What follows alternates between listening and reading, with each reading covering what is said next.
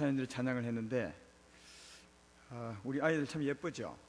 오늘 우리 중고등부 청년의 예배 때 제가 가서 말했습니다. 참 예쁘다고. 청년들은 또 멋있다고 이렇게 얘기를 했습니다. 우리 아이들이 잘 될 수 있도록 기도 좀 많이 해주시고 또 만날 때마다 격려해 주시면 참 좋겠다는 생각이 듭니다. 볼륨이 조금 적은 것 같은데요. 예. 자, 오늘은 고린도전서, 발음이 좀 어렵지만 고린도전서 1장을 펴보겠습니다. 고린도전서 1장 1절부터 9절까지죠.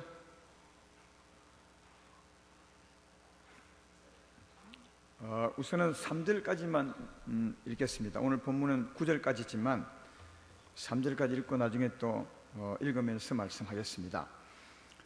하나님의 뜻을 따라 그리스도 예수의 사도로 부르심을 받은 바울과 형제 소서데네는 고린도에 있는 하나님의 교회 곧 그리스도 예수 안에서 거룩하여지고 성도라 부르심을 받은 자들과 또 각처에서 우리의 주 곧 그들과 우리의 주 대신 예수 그리스도의 이름을 부르는 모든 자들에게 하나님 우리 아버지와 주 예수 그리스도로부터 은혜와 평강이 있기를 원하노라. 아멘. 오늘 고린도전서 강의 첫 번째 시간으로 하나님이 보내신 당신의 구주를 보라, 이런 제목으로 첫 시간 말씀을 해보겠습니다. 오늘 광고를 좀 제가 잘 했던지 예전보다 훨씬 많이 온 것 같습니다. 조금 전에 좋았는데 왜 또 낮춰버립니까? 예. 많이 오신 것 같네요. 강의는 첫 시간부터 끝까지 듣는 게 참 중요하니까 좀 힘들고 어렵더라도 인내심을 가지고 처음부터 끝까지 좀 들어보시면 좋겠다는 생각이 듭니다. 물론 사람이 말한 대로 안 되지만 이 강의를 시작하면서 어떤 생각을 했냐 하면 앞으로 계시록 강의를 했으니까 남은 이제 고린도전서, 후서, 그 다음 뭐죠? 갈라디아서죠. 갈라디아서, 에베소서 이렇게 쭉 다 하면 아마 내가 제대할 일 안 되겠나 이런 생각이 들었습니다. 우리 성도님들에게 알려줄 것은 다 알려주고 제가 제대로 해야, 제대한다는 말은 단데 간다는 말이 아니라 하나님이 때되게 되면 목회일 그만두게 할 때 그때까지는 말하는 거예요.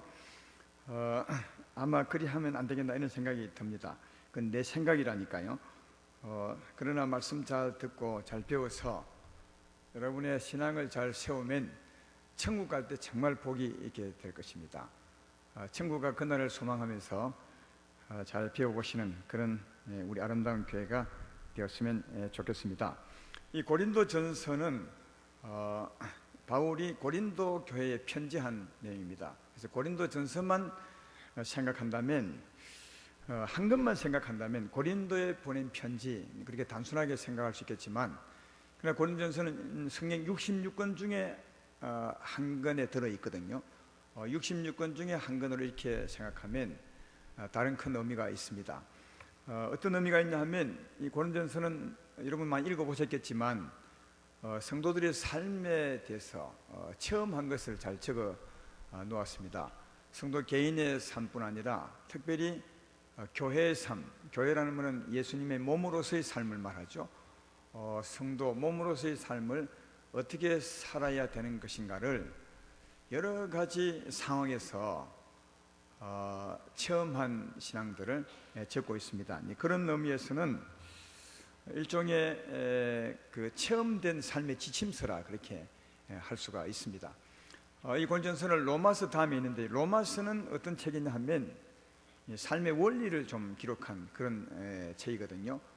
로마서 앞부분에는 우리가 어떻게 구원을 받았느냐 하는 것을 적고 있고요. 그러므로 그 후반절에 우리가 어떻게 살아야 됩니다 하는 삶의 원리를 잘 기록하고 있다면, 고린도전서는 바로 그 다음 책이니까 그 삶의 원리를 현장에서 어떻게 적용하는가 하는 것에 대해서 이제 기록한 말씀이 고린도전서라 그렇게 할 수가 있습니다. 그래서 여러 상황이 많이 주어지죠.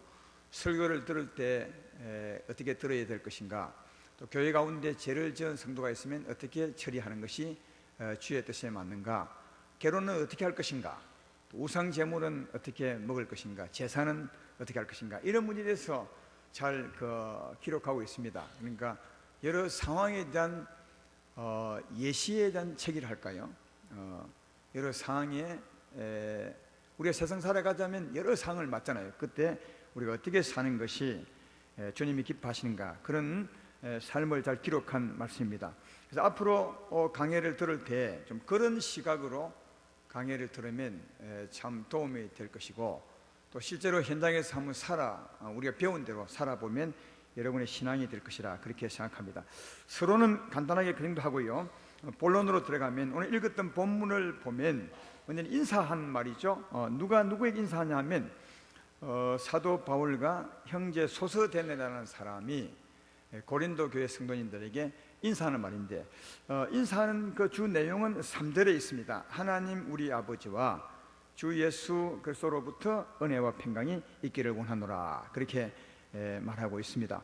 나도 여러분에게 말하고 싶은 것은 하나님 우리 아버지와 주 예수 그리스도로부터 은혜와 평강이 있기를 원하노라.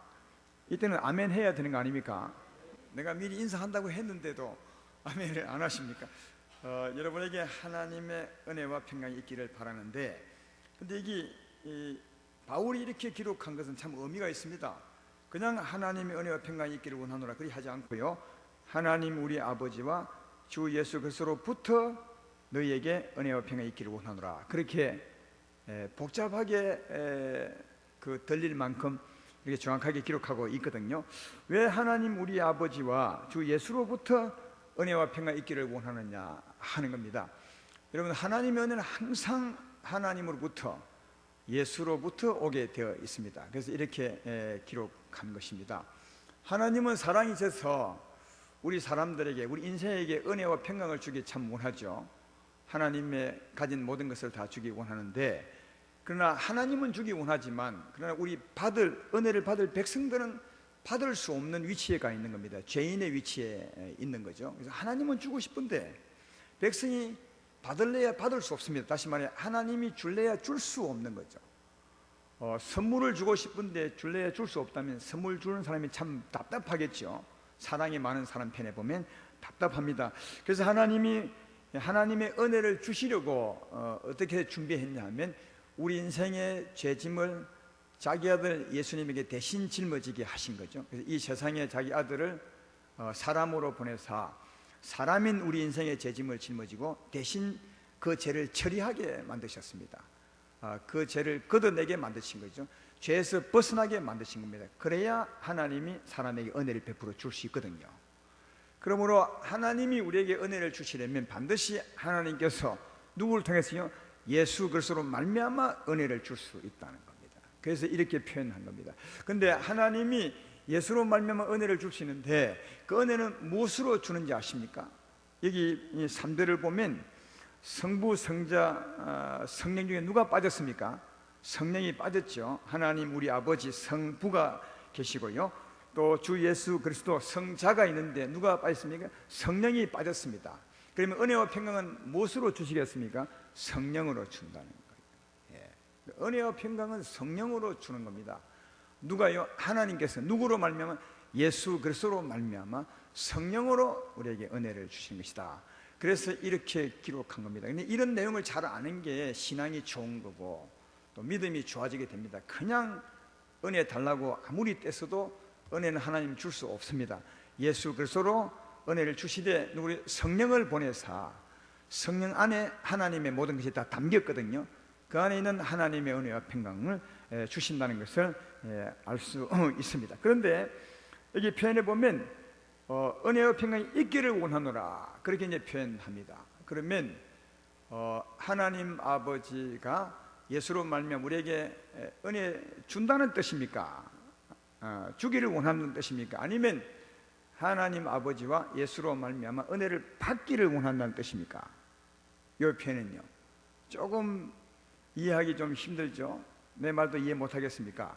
하여튼 여기 이제 바울이 인사하는 거 아니겠습니까? 바울이 하나님 아버지와 주 예수로부터 은혜와 평강이 너희에게 있기를 원하노라, 이 표현은 바울이 하나님에게 주기를 원한다는 뜻입니까? 아니면 하나님은 은혜를 준비했으니까 너희가 받기를 원한다는 뜻입니까?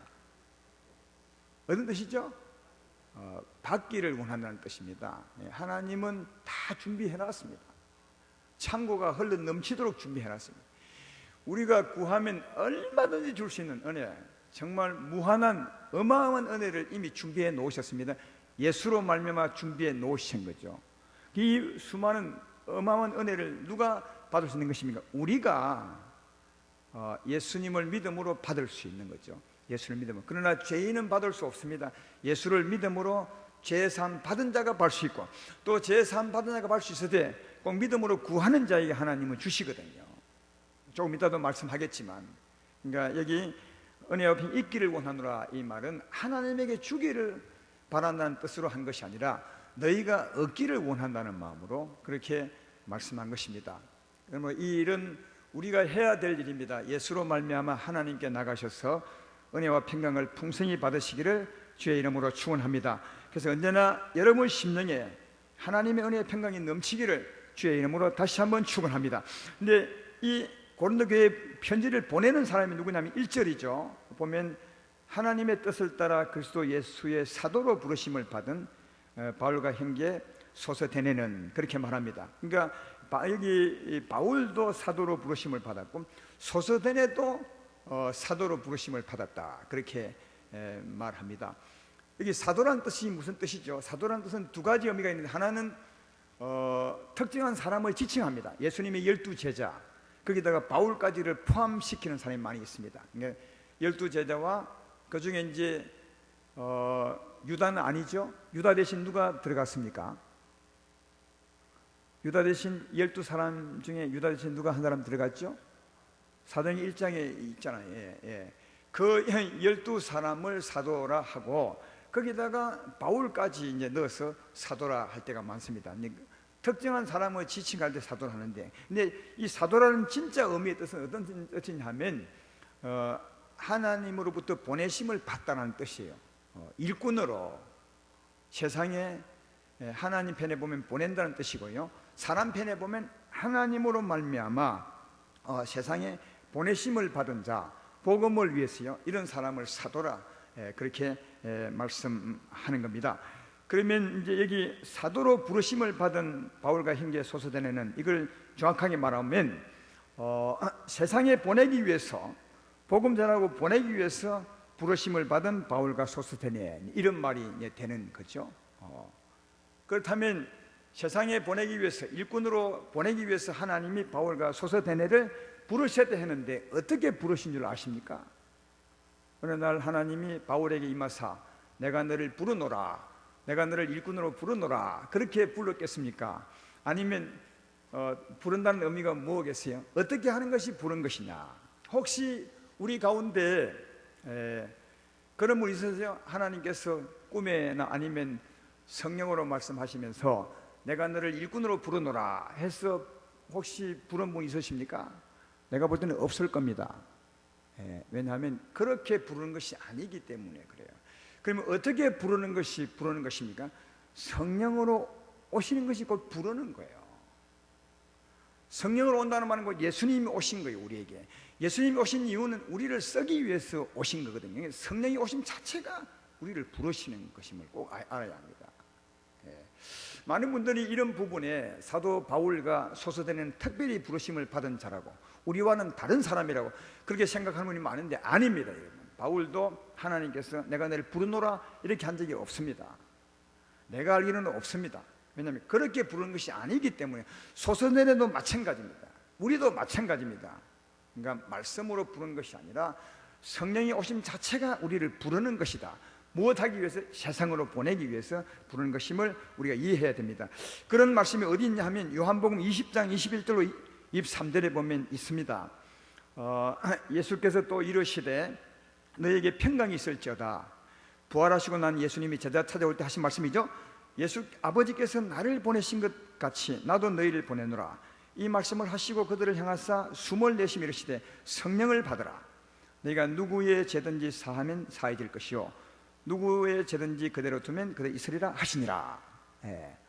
하나님이 나를 보내신 것처럼 내가 너희를 보내노라 하시면서 그 다음 바로 성령을 받으라 하신 이유가 뭔지 아십니까? 성령이 오시면 곧 예수님이 오심이고, 예수님이 오시면 그 자체가 우리를 세상에 보내시는 것임을 말씀하기 때문에 이렇게 표현한 겁니다. 예수님도 이 세상에 오실 때, 다시 말하면 하나님이 예수님 보낼 때 어떻게 보냈냐? 예수님 보고 가라 한 것이 아니라 성령을 주셨습니다. 성령을 주심으로 말미암아 그 성령, 하나님 아버지께서 성령을 오셔서 예수님을 사용한 것처럼 예수님이 우리를 보낸다 할 때도 성령으로 오셔서 우리를 사용하는 겁니다. 그래서 성령이 오시면 우리를 부르신 것입니다. 무엇으로 부른 것이냐? 사도로 부른 것입니다. 사도가 뭐라고요? 특별한 사람을 지칭하는 의미도 있지만 다른 그 포괄적인 의미는 세상으로 보낸다는 뜻입니다. 그래서 성령이 우리 가운데 오시면 우리를 부르신 겁니다. 뭐로요? 사도로 보내기 위해서 부르신 것임을 꼭 기억하셔야 됩니다. 따라서 이미 성령을 받으신 아름다운 교회 성도 여러분들이여, 여러분은 사도로 부르심을 받은 겁니다. 특정한 사람이 아니라 세상으로 보내기 위해서 부르심을 받은 사람임을 꼭 기억하시고, 그래, 내게 성령이 오시면 나를 보내기 위함이구나 이렇게 생각하고 앉아만 계시지 말고 나가셔서 생명의 말씀을 한번 해보시면 주의 선하고 또 옳은 구원의 도구가 될 줄로 믿습니다. 그런 여러분 되기를 주의 이름으로 축원합니다. 그리고 누구에게 보냈냐? 2절에 보면 고린도에 있는 하나님의 교회 곧 그리스도 예수 안에서 거룩하여지고 성도라 부르심을 받은 자들과 또 각처에서 우리의 주 곧 그들과 우리의 주 되신 예수 그리스도의 이름을 부르는 모든 자들에게, 이 고린도 교회에 보낸 편지지만 고린도 교회만 보낸 편지가 아닌 것을 알 수 있는 것은 고린도 교회 성도에게 뿐 아니라 각처에 있는 사람에게도 보낸 것 되거든요. 그러니까 여기 각처는 우리에게도 해당되는 겁니다. 그래서 단지 고린도 교회 성도들에게만 보낸 것이 아니라 이 모든 말씀은 우리 모두에게 해당되기 때문에 각처에 있는 성도들에게도 보낸 것이라 그렇게 말씀하고 있죠. 그리고 그 성도들을 향해서 예수 안에서 거룩하여지고 성도라 부르심을, 성도는 거룩하여진 사람을 말하는 것이니까 예수 안에서 거룩하여졌다는 말은 성령으로 거룩해진 거죠. 여기 이제 성도를 부른 것도 역시 성령으로 부른 겁니다. 성령이 오셔야 우리가 거룩해지는 것입니다. 내 말 이해되면 아멘 합시다. 우리는 아무리 예수도 거룩해지지 않습니다. 성령이 오시면, 거룩한 하나님이 오시면, 거룩한 하나님이 오셨으므로 우리 영혼이 거룩해집니다. 하나님께서 모세를 찾아오셔서 모세에게 하신 말씀이 있죠. 모세야 내 발에서 신을 벗으라. 여기가 거룩한 땅이니라 그렇게 말하죠. 왜 그곳을 거룩한 땅이라 할까요? 그전에는 모세가 양을 치고 소를 치고 똥을 싸고 이렇게 다녔던 그 땅인데 거룩하지 못한데 왜 하나님이 그때 거룩하다 할까요? 그래서 발에 신을 벗으라 하겠습니까? 거룩한 하나님이 임하셨기 때문에 그 땅이 거룩한 것입니다. 여호수아에게도 어디입니까? 여리고성 앞에서 말씀했죠. 여호수아에게서 내가 거룩하니 내가 네 발에서 신을 벗으라 그렇게 말했던 것도 여리고 앞 이방 땅인데도 그 일을 거룩하다 한 것은 하나님이 임하셨기 때문에 거룩한 겁니다. 우리는 거룩하지 못한데 우리의 심령은 죄와 허물로 죽었었는데 우리가 거룩하게 된 것은 하나님이 임하셨기 때문에 거룩하게 된 것입니다. 제 말 이해되면 아멘 합시다. 그래서 우리 거룩한 성도가 된 거예요. 성도, 다르게 말하면 성자거든요. 그래서 사람들은 성자하면 대단한 사람으로 생각하는데 우리는 성도하면 성자와 다른 사람으로 생각해서 대단한 사람이 아닌 것처럼 생각하는데 성도나 성자나 같은 말이야. 근데 사실은 세상에는 성자가 없는 겁니다. 사람들이 성자라 해서 그렇지 우리는 성자가 맞습니다. 왜냐하면 하나님이 오셨기 때문에 그렇습니다. 그래서 우리가 거룩해진 것은 우리 때문이 아니라, 우리가 선하기 때문이 아니라, 선하게 살아왔기 때문도 아니라 거룩한 하나님이 오셨기 때문에 거룩하게 된 것입니다. 따라서 하나님으로 성도가 된 것을 기억하시고 죄를 좀 짓더라도 나는 하나님이 계시기 때문에 나는 성도입니다 이렇게 자기를 드러내면서 살아가시기를 주의 이름으로 축원합니다. 그러나 꼭 기억하기를 회개하고, 그런 말 해야 되겠죠. 회개하고 하나님이 나와 함께 계시니 내가 거룩합니다 이런 말을 할 줄 알아야 된다고 생각합니다. 그리고 초대교회, 고린도 교회 때도 마찬가지겠지만 이때 성도들과 세상 사람들의 뚜렷한 구별이 하나 있었습니다. 그 구별이 뭔지 아십니까? 지금은 이 구별이 거의 없어졌는데 이 구별을 좀 회복해야 됩니다. 초대교회는 아주 뚜렷한 구별이 있었어요. 성도와 믿는 사람과 안 믿는 사람의 뚜렷한 구별. 겉으로 보기는 다 똑같잖아요. 예수 믿어도 얼굴은 변하는 것이 아니고 심령이 변하니까 겉으로 보면 모른단 말이에요. 그러나 뚜렷한 구별이 있었습니다. 그래서 예수님을 핍박하는 사람들은, 그 당시에 관원들, 이 사람들은 예수님 믿는 사람을 잡아러 다닐 때 뚜렷이 구별된 그 사람을 잡아러 다녔습니다. 그게 뭔지 아세요? 오늘 본문 있지만 주의 이름을 부르는 사람들이었어요. 여기 2절 후반절에 말하죠. 우리 주 대신 예수 그리스도의 이름을 부르는 모든 자들에게. 그러니까 그 당시에 성도님들은 이름을 많이 불렀어요. 주의 이름을. 그래서 잡으러 다닐 때도 주의 이름 부르는 곳에 갔어요. 그래서 그 사람을 잡아서 감옥에 넣고 했던 것을 볼 수 있습니다. 사도행전 9장 14절에 보면 그런 말씀이 있죠. 사도행전 9장 14절에 보면 여기서도 주의 이름을 부르는 모든 사람을 결박할 권세를 대제사장들에게 받았나이다. 이건 바울 되기 전에 사울로 살 때, 핍박할 때, 그때 다메섹으로 이 성도들을 잡으러 갈 공문을 받아가지고 잡으러 갈 때 이때 쓴 말입니다. 주의 이름을 부른 자를 잡으러 갔어요. 그러니까 동네 가면 잡기 쉬워요. 주의 이름 부르는 소리 가서 잡으면 되는 거예요. 그때는 그랬다고요. 근데 요즘은 주의 이름을 많이 못 부르는데, 안 부르는데, 주의 이름 부르는 의미가 뭐겠습니까? 그 의미는 로마서 10장 9절로 13절을 보면 알 수 있습니다. 거기 보면 이렇게 되어 있습니다. 내가 만일 내 입으로 예수를 주로 시인하며 또 하나님께서 그를 죽은 자 가운데서 살리신 것을 내 마음에 믿으면 구원을 받으리라. 사람이 마음으로 믿어 의에 이르고 입으로 시인하여 구원에 이르느니라. 성경이 이르되 누구든지 그를 믿는 자는 부끄러움을 당하지 아니하리라 하니 유대인이나 헬라인이나 차별이 없습니다. 한 분이신 주께서 모든 사람의 주가 되사 그를 부르는 모든 사람에게 부유하시도다. 누구든지 주의 이름을 부르는 자는 구원을 받으리라. 그렇게 말합니다. 우리가 구원받는 데 있어서 두 가지입니다. 하나는 마음이고 하나는 입으로 시인하는 건데요. 여기 보면 마음으로 믿으면 의에 이른다. 의에 이른다는 건 하나님이 인정한다는 거예요. 마음으로 믿어도 하나님이 인정하는 거예요. 네가 어렵구나.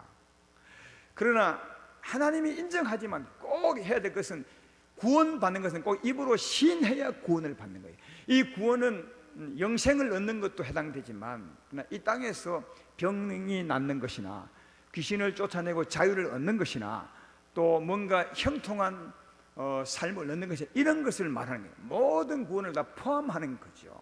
이런 구원은 반드시 입으로 외쳐야, 입으로 주의 이름을 불러야 하나님이 역사해서 고치고 치유하고 회복시킨다는 거예요. 그렇잖아요. 우리가 예수 이름을 믿고 예수 이름으로 기도하면, 귀신을 향하여 명령하면 귀신이 떠나갑니다. 제 말 믿으면 아멘 합시다. 이걸 마음에만 믿어도 하나님이 인정해요. 그래, 맞아, 주여 내가 이걸 믿습니다. 그러면 내가 네 믿음을 인정한다. 그렇게 하나님 하겠지만, 의에 이르겠지만, 그러나 마음으로 믿고만 있으면 절대로 귀신이 안 떠나가요. 어떻게 해야 귀신이 떠나갑니까? 현장에 가서 실제로 입으로 명령해야 돼. 예수 이름 권세로 명령하노니 귀신아 떠나라 해야 떠난다니까요. 구원은 반드시 시인해야 돼요. 병 나는 사람 입장에도 마찬가지죠. 주님이 우리 연약함과 병을 다 담당하시고 우리 병을 담당했으니까 내가 기도하면 내가 병이 낫잖아요. 이걸 마음으로 믿으면 주님은 인정해요. 그러나 병은 절대로 안 낫습니다. 병이 나으려면 마음으로 믿는 그 믿음을 시인해야 돼요. 주여, 주님께서 내 약함과 병을 담당했으니 이 병은 내 것이 아닙니다. 주님이 그 몸에 짊어졌으니 당연히 내 몸의 병은 떠나가야 맞습니다. 이것을 마음으로 믿음으로 주의 이름을 부르셔야 돼요. 주여, 주여 역사하소서. 요 내용을 마음의 믿음으로 주의 이름을 부르면요, 주님이 역사하는 거예요. 그래서 병을 고치는 거예요. 내 말 이해되시죠? 그러니까 마음으로 믿어 의에 이르지만 입으로 꼭 시인해야 하나님 역사하사 치유하고 힘을 주시고 구원하고 자유를 준다는 거예요. 구원을 받으려면, 은혜를 받으려면 꼭 입으로 시인해야 돼요. 다시 말해 주의 이름을 부르셔야 돼요. 기도할 때 낱낱이 내용을 다 말할 필요는 없잖아요. 예를 들면 주님은, 우리와 함께 계신 주님은 우리에게 힘을 공급해 주는 분이십니다. 생명을 공급해 주는 분이시죠. 이걸 마음으로 믿으면 되잖아요. 마음으로 믿고 기도할 때 물론 주여 주님은 내게 생명을 공급하는 하나님이십니다, 내게 힘을 주십시오, 이렇게 해도 되겠지만 마음으로 생명 주는 분임을 믿음으로, 그건 마음으로 믿음으로 주의 이름만 불러도 되잖아요. 그걸 마음 믿음으로 주야, 주에 부를 때 마음으로 어떤 생각이요? 주님 내게 힘을 주십시오. 이건 마음으로 믿고 주야 이름을 부르면 이 소리가 오늘 정리야, 내가 놀랄 것이 무슨, 그러면 주님이 역사한다고요. 많은 내용을 일일이 다 알릴 필요가 없어요. 그건 마음에 딱 품고 주의 이름만 부르면 주님이 역사한다는 거예요. 그러니까 이 초대교회 때는 기도할 때마다, 아니 모일 때마다 주의 이름을 불렀던 것은 다르게 말하면 뭡니까? 하나님 은혜를 정말 많이 받았다는 거예요. 실제적으로 하나님의 역사를 받아 병고침 받고, 실제적으로 힘을 얻고, 실제적으로 자유를 얻고 이랬다는 거예요. 그게 주의 이름을 부르는 결과입니다. 그래서 그때는 곳곳마다 주의 이름을 부르는 소리가 많이 들렸다고요. 그러니까 예수 믿는 사람을 잡으러 가는 사람들은 동네만 가면 되는 거예요. 왜? 그 이름 부르는 데가 틀림없이 있을 테니까. 신앙생활 하기도 참 힘들잖아요. 왜? 이름을 부르셔야 되는데, 시인해야 되는데, 부르면 잡힐 수 있으니까. 그런데도 이름을 부르셨어요. 분명해요. 이름 부르는 자를 잡으러 다닌 거예요. 지금은 여러분이 이름 아무리 불러도 안 잡아가니까 이름 좀 많이 부르시기를 주의 이름으로 축원합니다. 그때 이름 불러도 잡아가지만 이름 불렀던 우리 선배들 생각하고, 지금은 불러도 안 잡아가요. 그래도 부르시기를 주의 이름으로 축원합니다. 물론 중국 같은 데는 좀 다른 것 같아요. 전에 92년도 그때 중국 선교 갈 때, 수교 되기 전이죠. 우리 수교가 중국가 95년도에 됐다고 알고 있는데, 94년도입니까? 5년도입니까? 그때 됐잖아요. 그 전에 내 중국 갔었는데 중국 성도님들이 말이요, 정말 소리내어 기도하고 싶은 것이 그들의 소망이었어요. 소리 한번 질렀으면 좋겠다 그래요. 마음껏 찬양하고 마음껏 눈물 흘리고 마음껏 좀 주의 이름을 부르면 좋겠다고, 그 갑갑한 심령을 말하는 걸 많이 들었어요. 그래서 전에 한번 얘기한 적 있습니까? 서울선 얘기했는데요. 뭘 했냐면, 주의 이름을 못 부르니까 기차가 지나갈 때 소리 크잖아요. 막 지나갈 때 그거 대고 주야 불렀대요. 여러분, 그렇게 이게 주의 이름 부르는 것이 시원합니다. 지금 우리는 얼마나 좋은 나라에 살고 있는지 모릅니다. 지금 TV 방송에서 이상한 사람들이 많던데, 내란 음모 이런 분이는 그 북한 가서 살려면 안 살 거야. 아마 아무도 안 갈 거라. 근데 북한 가도 그 사람들은 또 북한 체제를 또 반대합니다. 늘 그런 사람들이에요. 그래서 그런 말이 있더만, 전쟁이 나서 만약 그럴 일이 없겠지만 적과 통일이 되면 제일 먼저, 전에 김정일이 있을 때 말이에요, 김정일이가 죽일 사람이 누구냐? 바로 그런 사람들이에요. 왜? 그런 사람들이 제일 말을 안 듣는데요. 지금은 급행 같지만 또 급행 되면 또 급행이 아니라는 거예요. 그래서 맨 먼저 죽일 사람이 그런 사람들이라고, 그런다 말하더라고요. 그러니까 늘 체제에 부정적인 사람들은 어디 가도 부정적이네. 내내 왜 이 말이 나왔죠? 내가 말하고 싶은 것은 주의 이름을 우리는 얼마든지 부를 수 있잖아. 너무너무 좋은 나라, 좋은 나라 때문에 나오지. 우리는 진짜 좋은 나라에 살고 있거든요. 마음대로 부르면 어찌한다고요? 아까 읽었죠? 성경이 이르되 누구든지 그를 믿는 부끄러움을 당하지 아니하리라 하니, 유대인이나 헬라인이나 차별이 없습니다. 한 분이신 주께서, 차별이 없음이라 한 분이신 주께서, 이 말이야. 모든 사람의 주가 되사 그를 부르는 모든 사람이 부유하다. 부르는 사람에게 은혜를 내린다는 거예요. 부유하다는 말은 부르면 은혜를 준다는 말이거든요. 풍성이.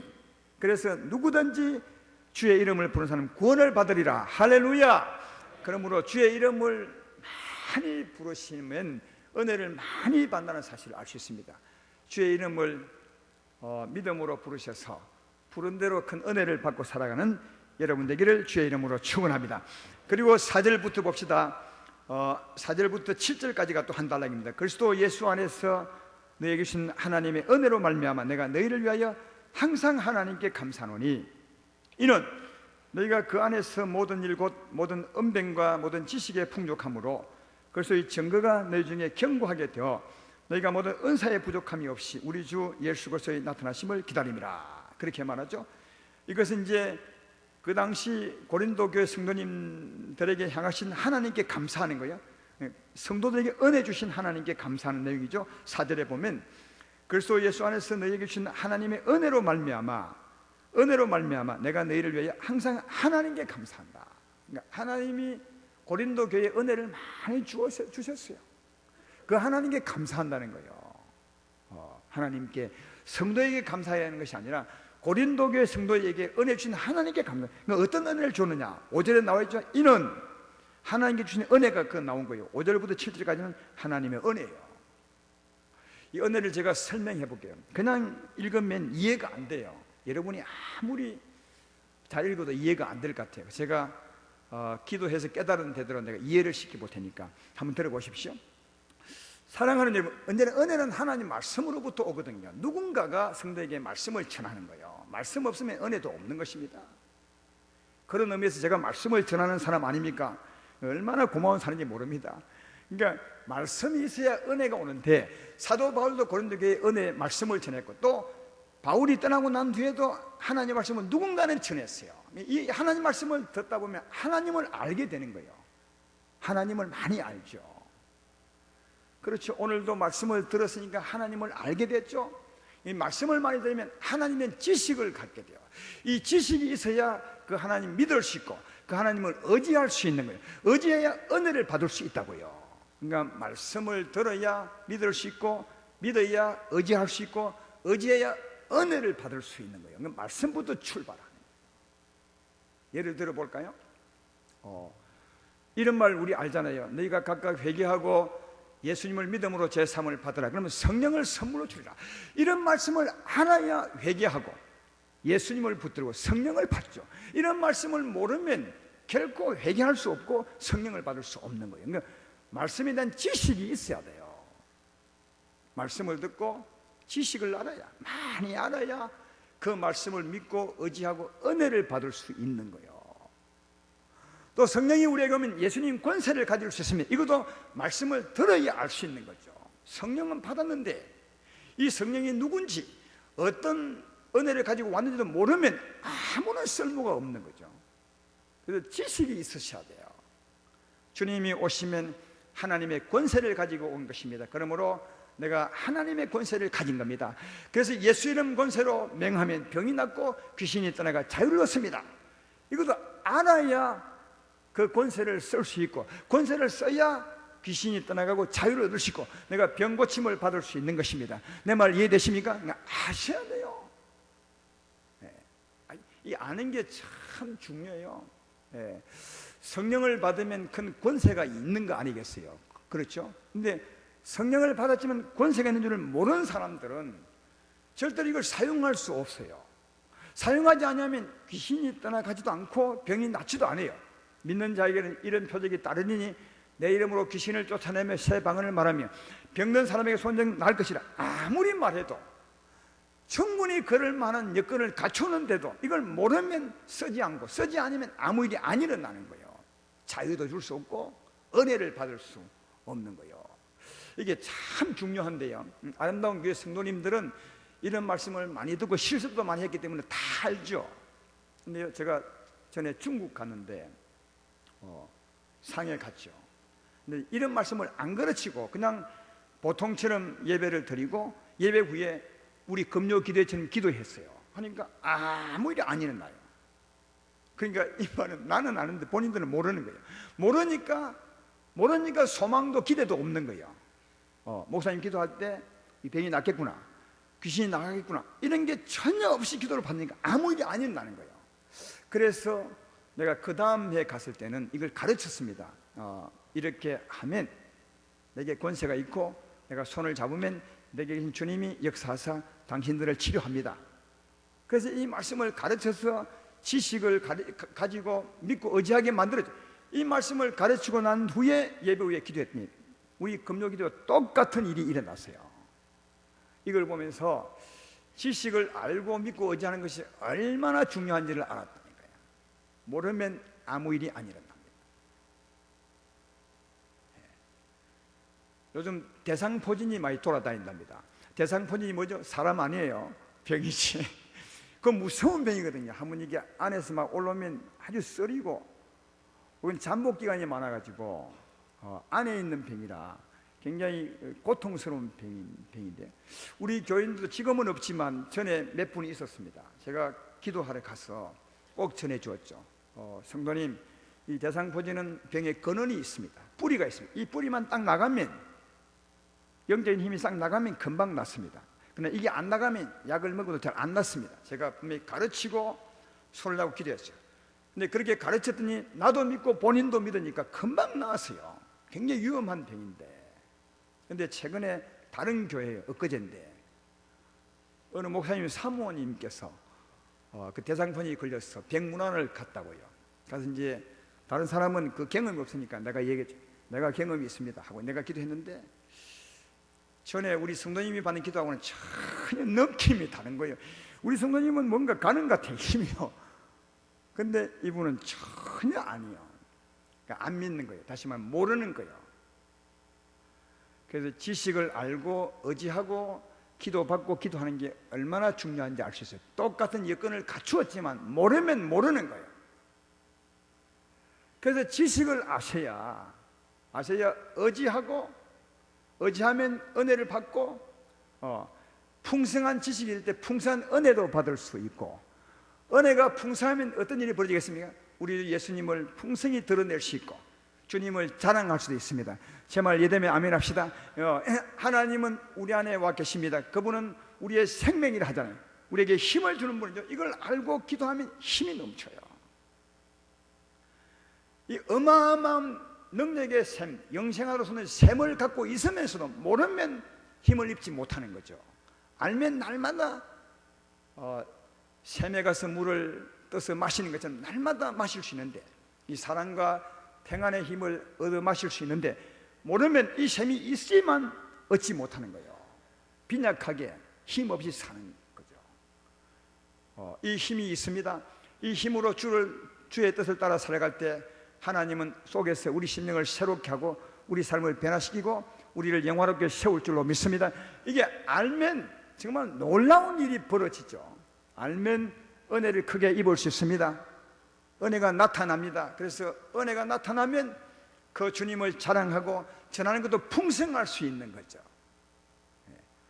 오늘 5절 말씀이 그 말이에요.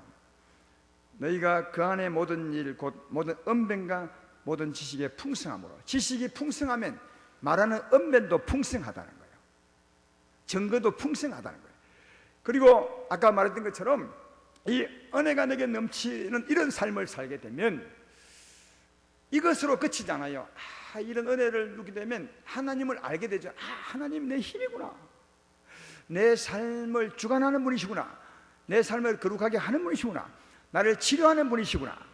내게 자유를 주는 분이시구나. 내게 영생을 주는 분이시구나. 내 심령을 새롭게 하는 분이구나. 이걸 알게 되는 거예요. 이런 삶을 살면, 지식과 믿음과 은혜로 살게 되면 하나님 내 안에서 분명해지죠. 다시 말하면 믿음이 견고하게 된다는 거예요. 견고하게. 예수님은 나의 힘이시면 아주 믿음이 견고하게 된다고요. 제 말 이해되시죠? 그래서 6절 말씀 그렇게 한 거예요. 그리스도의 증거가 너희 중에 견고하게 되어. 그런 삶을 살면 견고해집니다. 그리고 은혜가 충만해서 늘 은혜로운 삶을 살게 되죠. 언제가 주 오실 때까지. 그래서 7절을 쓴 겁니다. 너희가 모든 은사에 부족함이 없이 우리 주 예수 그리스도의 나타나심을 기다립니다. 여러분 여기 은사는 어떤 은사냐 하면 이 탤런트가 아니에요.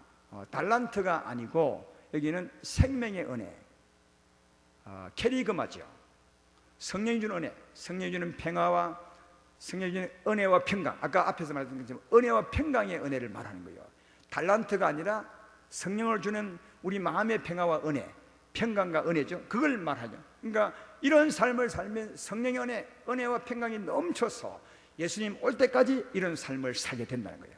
그래서 사도 바울이 그렇게 살고 있는 고린도 교회, 그렇게 살게 하신 하나님께 감사한다고 그렇게 말하고 있는 것입니다. 그게 4절부터 7절까지 말씀이에요. 그리고 난 후에 이제 8절을 말씀하죠. 주께서 너희를 우리 주 예수 그리스도의 날에 책망할 것이 없는 자로 끝까지 경고하게 하시리라. 그렇게 주께서 우리를 예수님 올 때까지 그때까지 책망할 것이 없이 없는 자로 끝까지 경고하게 아주 거룩한 자로 영광스러운 자로 딱 세울 것이라 그렇게 말하죠. 누가 경고하게 하신다고요? 주께서. 이 주는 어디 계신 주님이신데요? 어디 있는 주님이 여러분을 경고하게 하시겠습니까? 여러분 안에 계신 주님이요. 여러분 안에 계신 주님께서 그날까지 반드시 여러분을 경고하게 거룩한 성도로 천국 가기에 부족함이 없는 진짜 천국을 누릴 수 있는 사람으로 세울 거다. 근데 그 말이죠. 사랑하는 여러분, 여러분 안에 예수님 와 계십니다. 우리 주님이 와 계십니다. 그분이 우리의 구주라고요. 하늘에 계신 분이 여러분의 구주가 아니라 여러분의 삶의 구주는 여러분 안에 계신 그분이 여러분의 구주요. 하나님이 그분을 구주로 보낸 거죠. 내 구주는 내 안에 계신 주님이 내 구주고요. 여러분의 구주는 여러분 안에 있는 주님이 여러분의 구주라. 그분이 내 안에서 내 삶을 주관하여 나를 구원하도록, 다시 말하면 그날까지 견고하게 세우도록 주님이 보내셨다고요. 그러니까 여러분 안에 계신 주님이 하는 최고의 일은 여러분을 세우는 거예요. 날마다 주의 말씀 듣고 여러분의 약한 부분을 알게 하고, 여러분 말씀을 들으면 지식만 얻는 것이 아니라, 지식을 얻는다는 말은 나의 부족한 부분도 아는 거죠. 버릴 부분도 아는 거죠. 우리는 우리의 잘못을 잘 모릅니다. 다 그래서 자기가 옳다잖아요. 세상 사람들을 보면 제자들의 맛으로 살잖아요. 그러나 하나님 말씀을 들으면 내 잘못이 뚜렷이 드러나죠. 내 약한 부분이, 버려야 될 부분이 나오는 거죠. 말씀 들을 때. 말씀을 들을 때는 지식만 얻는 것이 아니라 나의 버릴 부분도 발견하게 되죠. 그래서 안에 있는 주님은 그 버릴 부분을 발견해서 버리게 하시고, 날마다 나를 부인하게 하시고, 들었던 말씀대로 살게 하는 거예요. 우리에게 힘을 공급해 주어서. 그래서 날마다 우리를 새롭게, 아름답게, 영화롭게 가꾸어 가는 거죠. 그 일을 누가 한다고요? 여러분 안에 계신 주님이 한다고요. 그래서 주님 오실 때까지 우리를 견고하게, 반드시 견고하게 세워낼 것이라, 그렇게 말씀하는 내용이 8절의 말씀이죠. 빌립보서 1장 6절에도 그 말씀을 하잖아요. 너희 안에서 착한 일을 시작하신 이가 그리스도 예수의 날까지 이루실 줄을 우리는 확신하노라. 너희 안에서 착한 일을 시작하신 이가, 누가 착한 일을 시작했겠습니까? 우리에게 오신 구주가, 여러분의 구주가 착한 일을 시작하셨어요. 그 착한 일이 뭡니까? 우리를 견고하게 세우는 거예요. 날마다 우리를 버리고 주님을 따라 삶으로 우리를 견고하게 세워가는 그 일을 이미 시작했다고요. 따라서 여러분은 그 구주를 보셔야 된다는 겁니다. 오늘 바울이 맨 처음 고린도 교회에 인사하는 내용의 편지를 쓰고 있지만, 그러나 분명한 생각, 분명한 시각으로 이 말씀을 쓰고 있는 것을 볼 수 있는데, 이 말씀을 전체 보면 여러분은 느꼈는지 모르겠지만, 발견했는지 모르겠지만, 이 아주 분명한 생각으로 기록하고 있어요. 그게 뭐냐 하면, 하나님이 우리에게 성령을 보내사, 사람마다 성령을 보내사 그 성령으로 우리 삶을 주관하게 하고 있다는 거예요. 그래서 그 하나님을 의지하고 살라고 지금 사도 바울은 쓰고 있는 거예요. 한번 보십시오. 1절에도 보면 사도를 부르셨죠. 사도를 어떻게 부르셨는지 성령으로 부르셨다고 말씀했습니다. 제 말 이해되면 아멘 합시다. 2절도 성도를 부르셨습니다. 뭘로 부르셨습니까? 생명으로 부르셨어요. 성령으로 부르셨어요.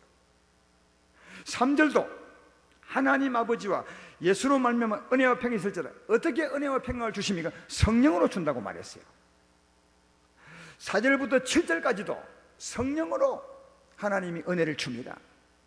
지식을 알고 믿고 의지할 때 하나님은 성령으로 자유케 하시고, 성령으로 힘을 주시고, 성령으로 치유하고, 성령으로 은혜를 베풀죠. 그리고 그 성령의 은혜 가운데 살 때 그 성령께서 주님 오실 그때까지 우리를 견고하게 세울 것이라고 말하죠. 바울은 아주 일관되게 쓰고 있는 내용이 뭐냐면 하나님이 우리를 구원하기 위해서 보낸 성령 그가 우리 삶을 주관하고 있다는 거예요. 우리 안에서 그분을 바라보라는 거죠.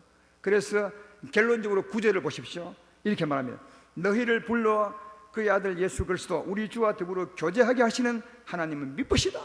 우리를 세상에서 죄 가운데서 불러서 성령으로 말미암아 교제하게 하시는 하나님께 감사하다.